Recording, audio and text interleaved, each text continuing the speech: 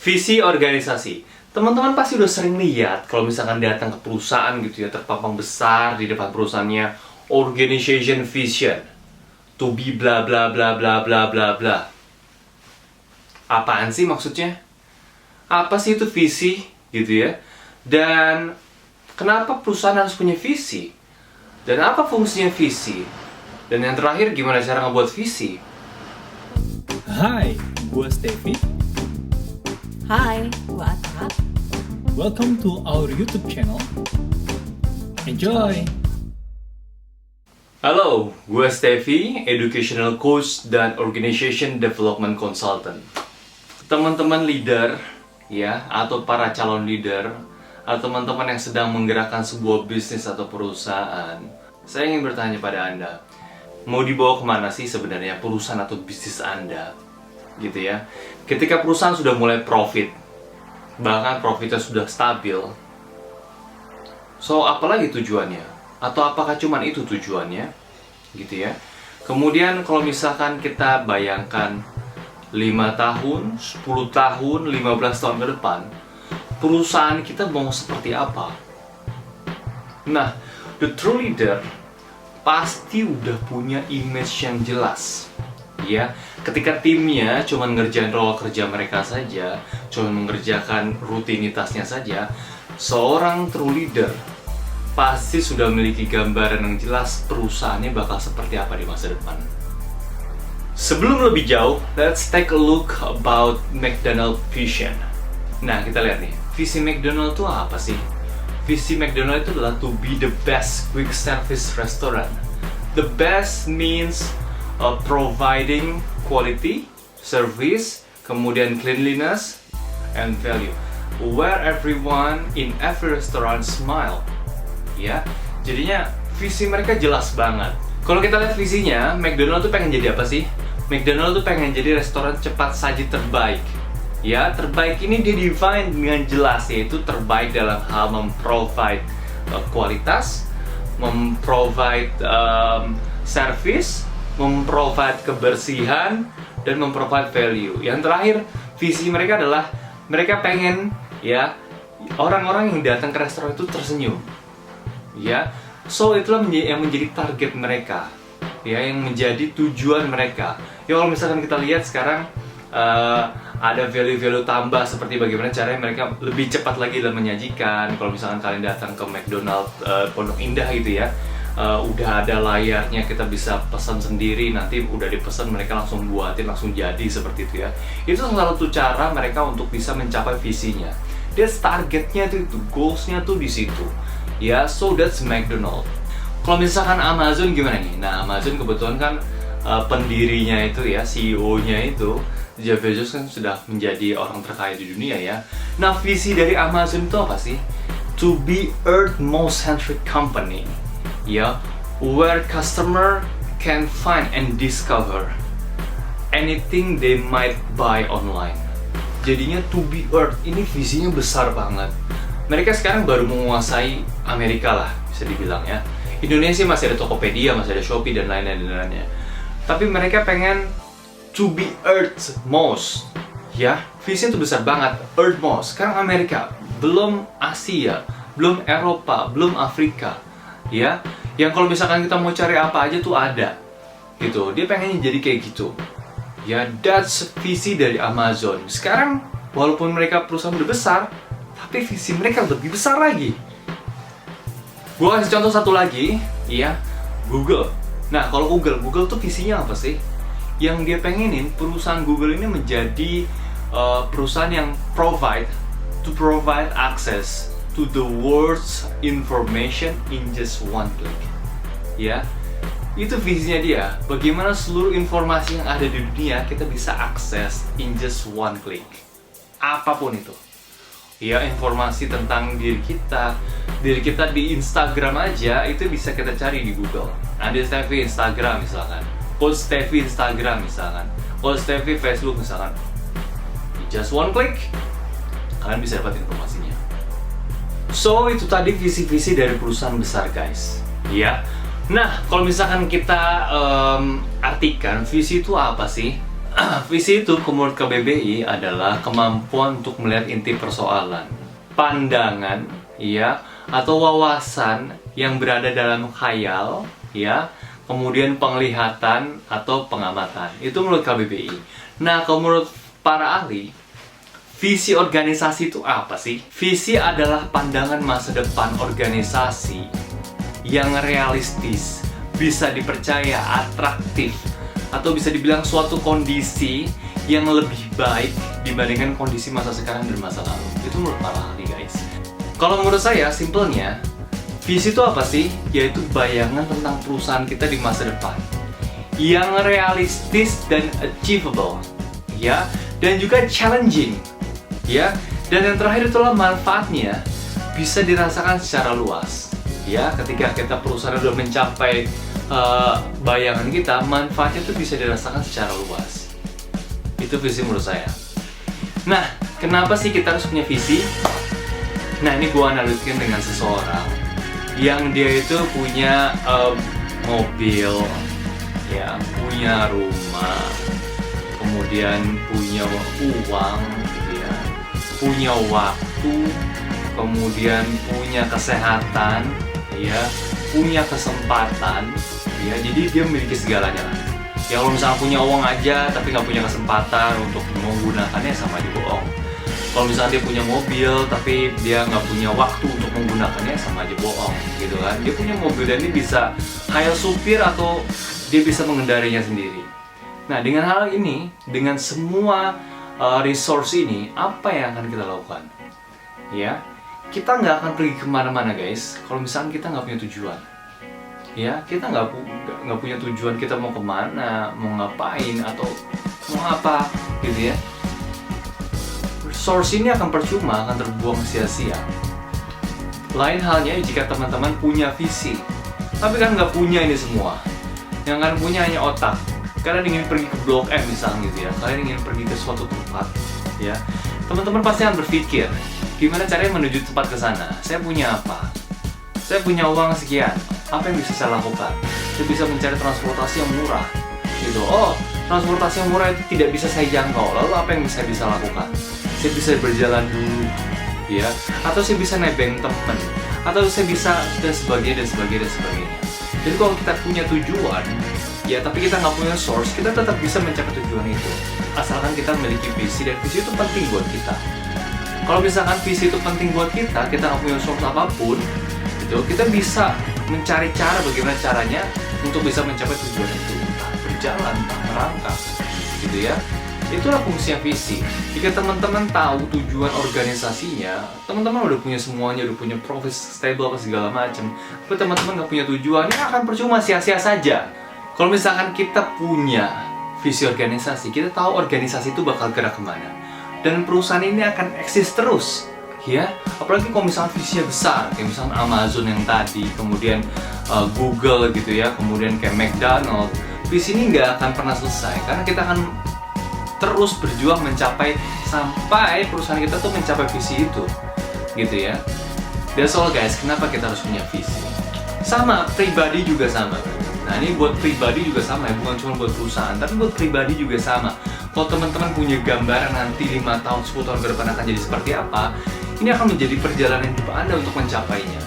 Ya, ini akan menjadi sebuah journey, ya, seorang Steffi gitu misalkan ya, atau seorang siapapun Anda gitu ya.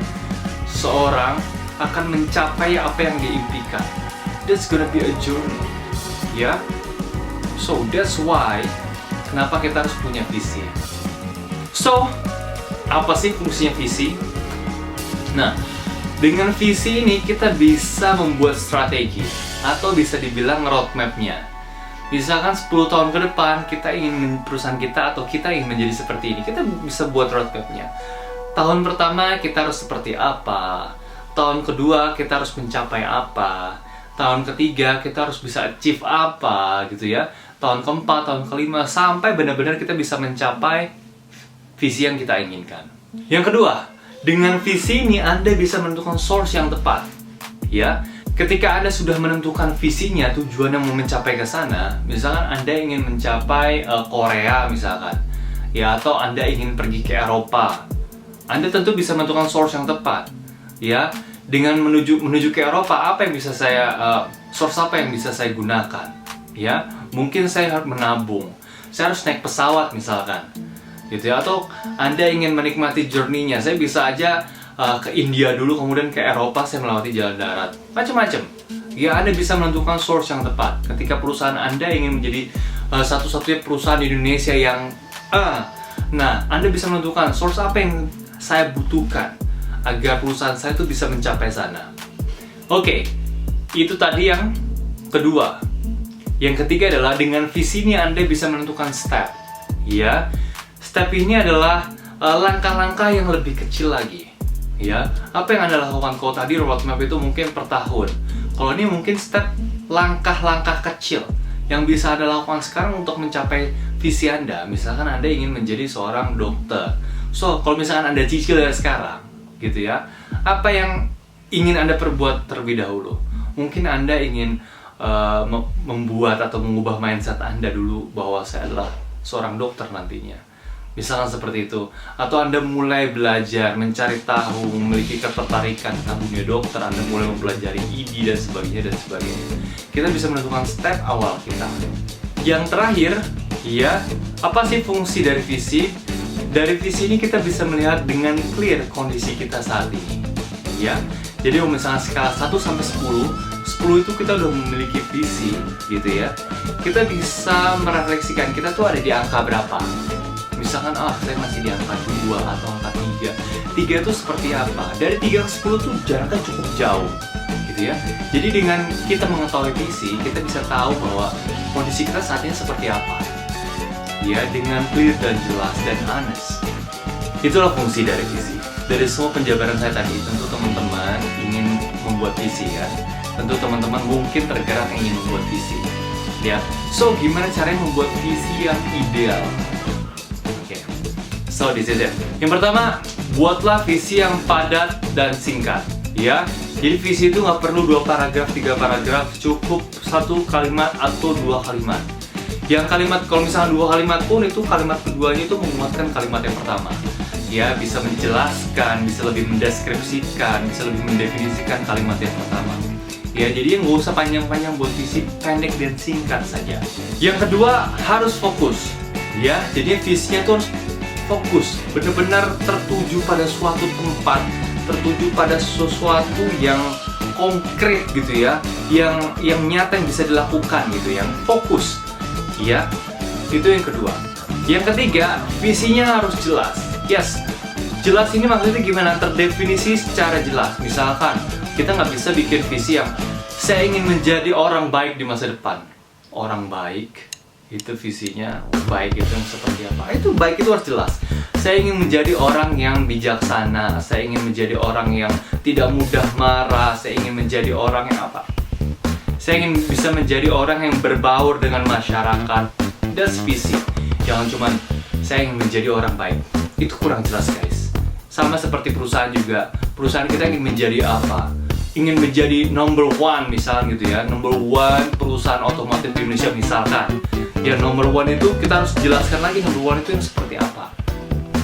Makanya membuat visi harus jelas. Oke, yang berikutnya, sebuah visi akan lebih baik jika memiliki time horizon, ya, dan memiliki tempat. Misalkan gini, contohnya menjadi perusahaan keramik yang mampu bersaing di tahun 2025, misalkan gitu.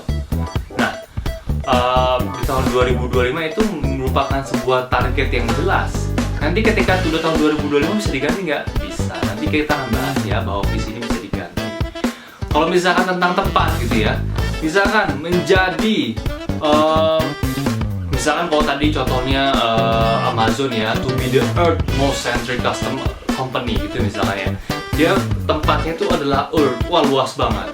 Kalau misalkan teman-teman, itu mah terlalu luas, saya pengennya di Indonesia saja misalkan. Menjadi perusahaan bla bla bla terbaik di Indonesia. Nah itu bisa. Ya, jadi visi itu baiknya ada time horizon-nya dan ada lingkup tempatnya. Yang berikutnya future oriented. Nah ini udah jelas ya. visi itu pandangan masa depan. Jadinya teman-teman harus terpaku bahwa masa depan perusahaan saya akan seperti apa. Mindsetnya harus masa depan, future oriented. Yang berikutnya harus challenging. Ya, di sini gue bilang kenapa harus challenging. Ya kalau nggak challenging, teman-teman nggak punya spirit untuk menuju ke sana. Ya, visi ini haruslah suatu yang besar, yang menantang Anda dan para employee Anda, gitu ya, para tim kita untuk bisa mencapainya. Visi itu harus seperti itu, challenging. Visi itu baiknya kalau misalnya dalam bentuk statement itu abstrak, ya. Jadinya merupakan gambaran besar. Ya, jangan terlalu detail. Kalau buat visi juga nggak apa-apa. Tapi teman-teman kalau mau detail juga nggak apa-apa. Tapi kalau misalnya ideal, kalau misalnya kita mau tulis gitu ya, perusahaan ya, kalau bisa abstraksi. Yang terakhir, visi itu harus menginspirasi. Nah, visi yang baik itu adalah visi yang bisa menginspirasi. Misalkan kayak tadi, to be the most. Atau misalkan kayak visi McDonald tadi, when everyone in every restaurant smile. Ya, jadinya setiap orang gimana caranya kita membuat menginspirasi employee, setiap employee itu, setiap orang yang datang ke restoran, baik orang yang makan atau para pekerja itu harus senyum. That's inspiring, guys. Ya, ketika Nike gitu ya, atau misalkan perusahaan apapun itu, kalau misalnya visinya menginspirasi, employee-nya akan dengan senang hati menjalankan atau ingin mencapai visi yang dituju oleh perusahaan. So, that's all guys tentang visi. Dan satu hal lagi yang perlu dicatat adalah bahwa visi itu bisa direview, ya, bisa diganti, bisa ditukar, bisa diubah gitu ya. Ketika teman-teman sudah mencapainya. Tapi jangan coba sekali-sekali mengubah visi ya, ketika teman-teman belum mencapainya. Ya, jadinya makanya visi ini benar-benar harus diformulasikan dengan benar, dan visi ini tuh harus benar-benar dicari seberapa penting visi ini untuk perusahaan Anda dan seberapa penting visi ini untuk Anda. Ya, kalau misalkan visinya itu tidak cukup penting, ya visinya ini akan gampang berubah.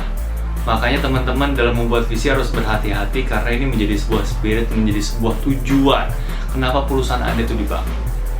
Oke, so kalau misalkan teman-teman kesulitan dalam membuat visi, teman-teman bisa menghubungi saya, gitu ya. Kita akan bantu. Mungkin saya dan tim bisa memfasilitasi perusahaan Anda untuk meramu dan memformulasikan visi, misi, dan value. Agar apa? Agar Anda bisa mendevelop organisasi Anda. Karena spirit kita adalah membuat perusahaan Anda tuh menjadi lebih hidup dan lebih baik lagi. That's all guys.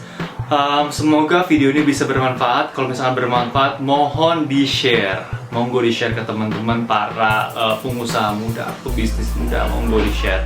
Ya, supaya kita bisa memberdayakan bersama dan kita bisa memajukan Indonesia menjadi negara dengan ekonomi terkuat di dunia tahun 2045.